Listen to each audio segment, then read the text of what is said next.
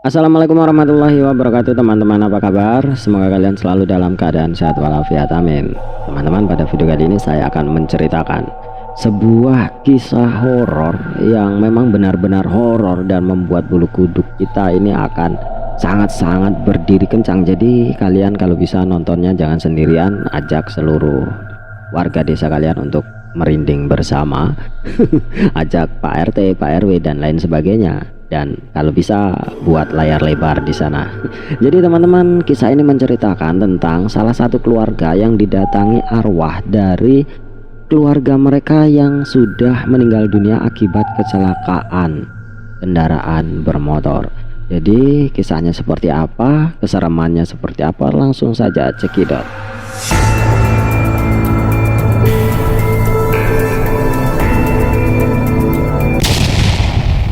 Jadi dikisahkan Hashim ini memiliki seorang putra yang bernama Andi. Nah, Andi ini baru saja mengalami kecelakaan sepeda motor. Nah, kondisi jasad si Andi ini memang lumayan cukup parah dengan luka-luka yang ya lumayan mengerikan lah, seperti itu. Jadi patah tangan, patah kaki dan kepala pecah, itu kondisi dari jasad si Andi ini. Mungkin kecelakaan ini lumayan cukup keras atau benturannya lumayan cukup keras sehingga menimbulkan efek dari badannya, jasadnya ini sungguh lumayan hancur karena memang tumburan atau tabrakan ini antara motor dengan motor yang memang lumayan cukup kencang. Dan si Andi ini pun akhirnya dimakamkan, dan kemudian hari-hari berikutnya seperti biasa budaya-budaya yang ada di kita, keluarga pun melakukan yasinan atau tahlilan untuk mengenang dari kematian si Andi ini.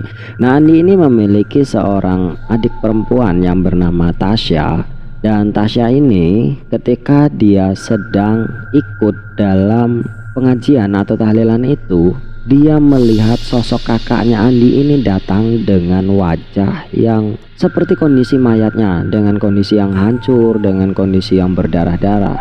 Kemudian Tasya ini pun memanggil, "Abang, Mak, abang pulang, Mak." Kayak lagu delima ya. "Mak, itu abang pulang," katanya seperti itu. "Mana sih Tasya?" kata ibunya. "Itu abang di depan pintu, pulang." "Ah, kamu jangan macam-macam, Syah. Abangmu tuh udah meninggal." "Iya, itu abang pakai baju tadi. Kasihan abang, darah semua badannya." Kemudian ibunya pun memeluk si Tasya. "Sudah, jangan kamu lihat, biarkan abangmu pergi untuk selama-lamanya dan ikhlaskan abangmu. Mungkin ini memang sudah dari takdir Tuhan." Tasya pun akhirnya memeluk ibunya dengan menangis. Hari kedua tahlilan di rumah mereka pun diadakan sama seperti hari pertama.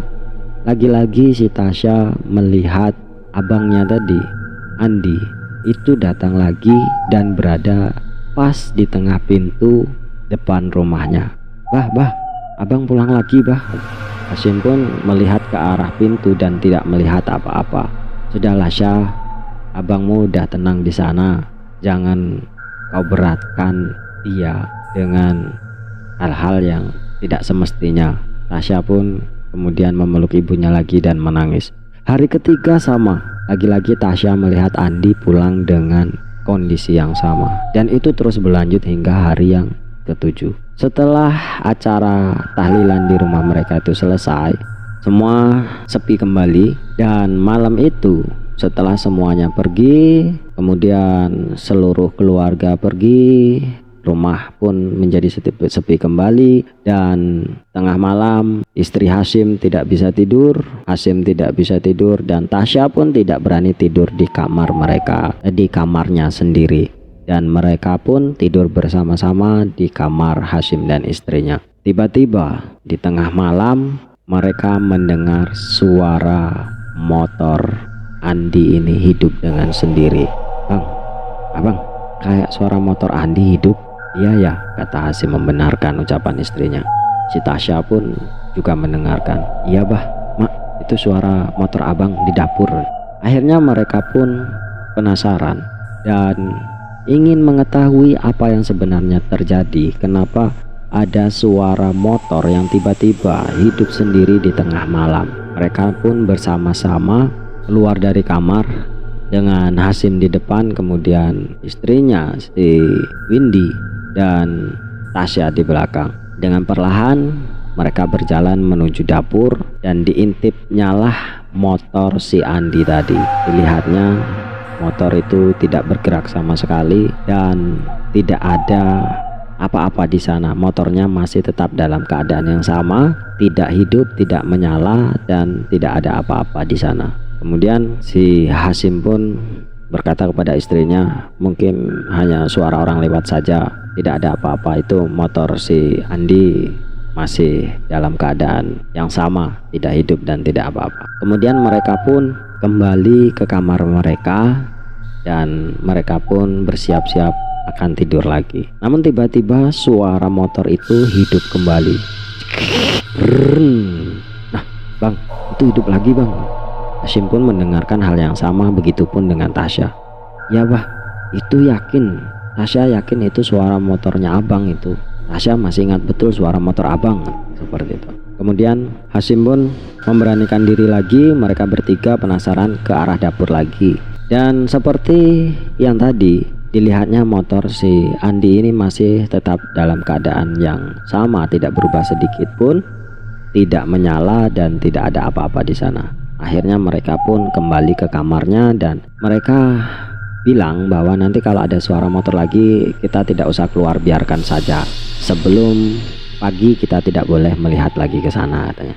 Dan sampai pagi pun suara motor itu tidak terulang kembali. Dan diceritakan bahwa paginya si Tasya itu bercerita bahwa dia bermimpi bertemu abangnya. Bah, semalam aku mimpi ketemu abang. Terus apa kata abangmu? Abang belum bisa tenang bah. Kenapa? Abang masih memiliki hak yang harus diambil katanya, seperti itu. Apa haknya? Abang tidak cerita, hanya diam saja bah, kata Tasya seperti itu.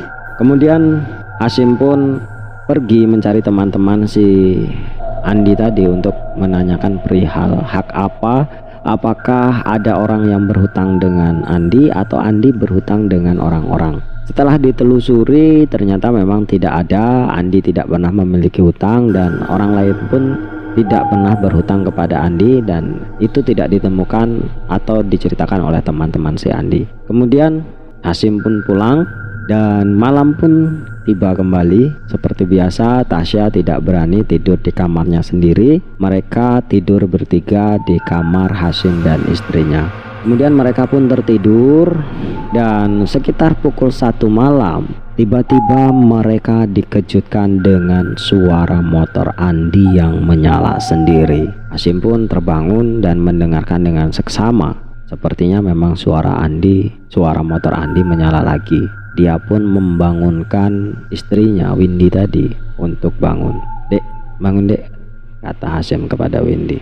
Tasya pun yang mendengar keributan antara ayah dan ibunya pun bangun. Ada apa bah, kata Tasya.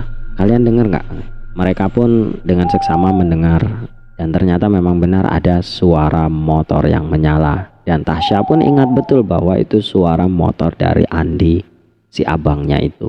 Seperti malam kemarin tampaknya suara motor Andi menyala lagi. Ya bah, tapi kali ini menyalanya lama bah, seperti itu. Kemudian Hasyim pun berinisiatif untuk melihat ke dapur. Bah, Tasya ikut bah, kata Tasya seperti itu. Dan Windy pun mengikuti mereka dari belakang. Setelah sampai ke dapur, ternyata benar Hasyim, Tasya dan Windy melihat motor Andi sedang menyala. Lampunya berkedip dan motor itu tampak terus menyala. Loh, siapa yang menyalakan motor? Andi ya Syah? Gak tahu bah, atau abang pulang ya bah, kata Tasya. Ah, abang mudah meninggal masa pulang, katanya seperti itu. Kemudian Hasyim pun mendekati motor Andi dan mematikannya. Mereka pun kemudian berbalik dan kembali ke kamar. Sudahlah, kita tidur saja. Belum mereka hendak tidur, tiba-tiba motor Andi menyala lagi. Astagfirullahaladzim, kata Hasyim. Motor Andi hidup lagi Syah.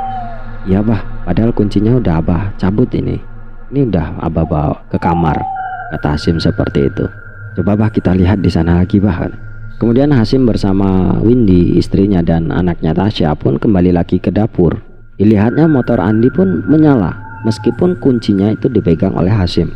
Dan betapa terkejutnya mereka, ternyata di samping dari motor Andi itu ada sosok Andi yang memang dalam keadaan mengerikan. Kondisi Andi sama persis dengan keadaan jasadnya waktu kecelakaan. Andi berlumuran darah dengan tangan yang patah, dengan kaki yang patah. Andi pun terlihat berdiri di samping motornya. Hasyim pun mencoba memberanikan diri untuk mendekati si Andi. Di, kalau itu kamu, Di, kamu jangan kembali lagi ke sini. Kamu udah tenang di sana, nak. Ikhlaskan kematianmu, nak. Orang tuamu, keluargamu di sini sudah ikhlas dengan kepergianmu. Pulanglah, nak. Pulang, nah. Kemudian Hasyim menatap Andi yang terlihat masih dengan tatapannya yang kosong. Kemudian Andi pun seperti bicara namun seperti tidak bisa bernapas. Andi mau punya Andi, seperti itu kata Andi. Kamu mau punyamu? Memang punyamu apa? Andi mau ambil, mau bawa pulang. Apa? Yang mau kau bawa pulang itu apa?